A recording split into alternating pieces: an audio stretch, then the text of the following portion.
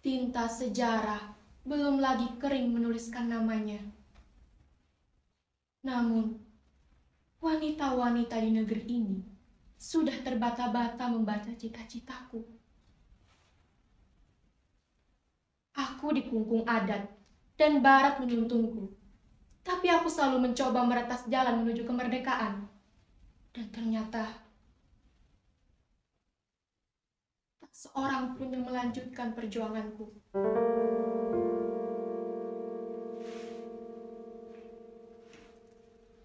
Sesungguhnya, ada sopan santun sangatlah rumit. Adikku harus merangkak bila hendak berlalu di hadapanku. Kalau adikku duduk di kursi, lalu aku berlalu, maka haruslah ia turun dari kursi, duduk di tanah, bahkan menundukkan kepalanya sampai aku tak terlihat. Adikku tidak boleh berkamu atau berengkau kepadaku. Dan setiap akhir kalimat harus dibarengi dengan sembah.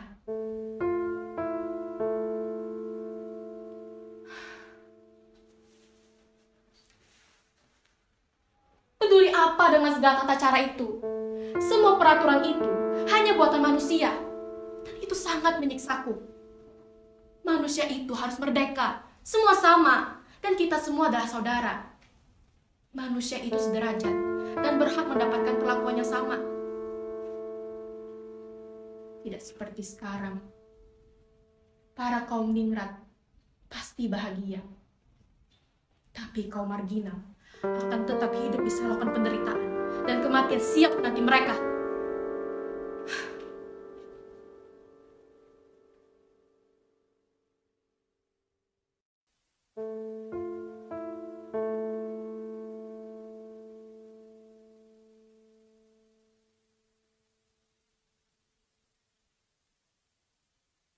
Keningratan darah pada masa kini sudah menjadi barang antik di museum.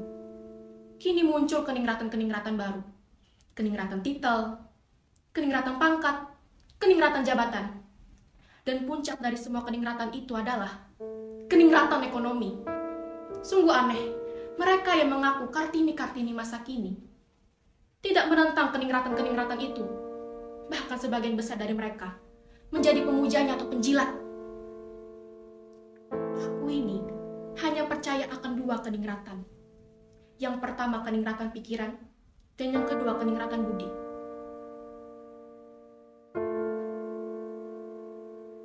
Wanita-wanita masa kini mengurai kembali benang yang telah kupintal. Mereka hanya merayakan hari kelahiranku, tapi itu semua hanya mengecilkan arti perjuanganku selama ini. Wanita-wanita kini maju ke belakang. Kita belajar sejarah bahwa manusia itu unik. Keunikan manusia itu adalah dia belajar sejarah, tapi tidak pernah belajar dari sejarah.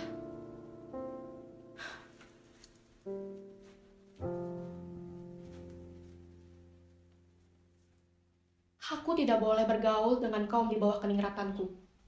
Sekarang semua bebas, dan hanya ada dua perbedaan. Yang kaya semakin kaya, dan yang miskin semakin miskin. Semua temanku adalah musuhku. Mr. Abandano dan istrinya merupakan utusan dari pemerintah Belanda untuk melaksanakan politik etis. Ia minta bantuan dan saran kepada Snokugronje yang memiliki konsep politik asosiasi yang bertujuan agar generasi Indonesia tercabut dari akarnya, terutama Islam. Snokugronje menyarankan Abandano untuk mendekati aku. Maka aku berkawan dengan keluarganya. Musuhku tidak seperti zaman sekarang. Musuhku adalah temanku. Temanku adalah musuhku. Mulai dari Stella, Henny Glaser, Dr. Andriani, Famkol. Mereka semua hanya memanfaatkanku semata.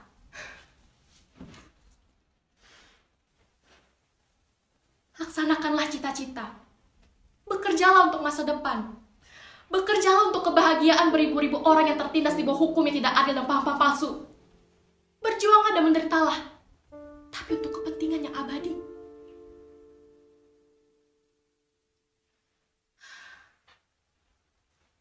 Aku tidak mengerti pada wanita sekarang.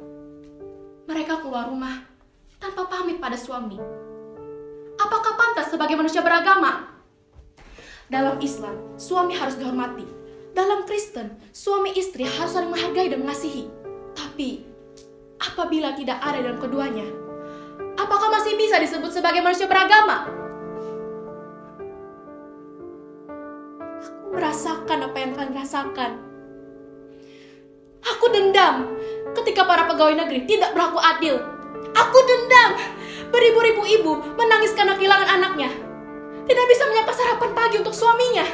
Bukankah Indonesia kaya akan minyak? Tapi kenapa harus diekspor ke luar negeri? Mereka sama seperti adipati-adipati bermuka dua di zamanku. Lebih baik jangan pernah memperingati hari kelahiranku apabila emansipasi lebih condong liberalisme dan feminisme.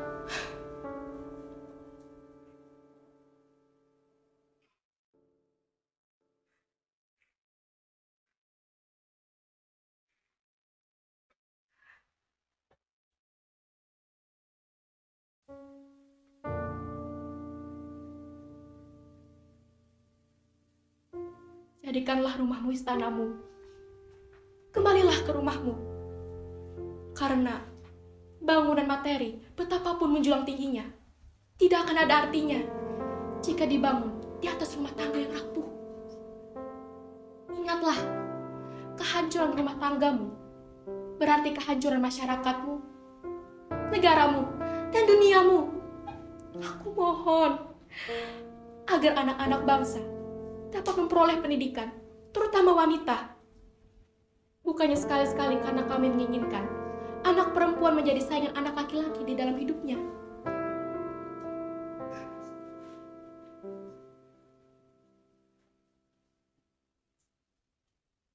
Tinta sejarah belum lagi kering menuliskan namanya. Tapi, wanita-wanita di negeri ini sudah terbata-bata membaca cita-citanya.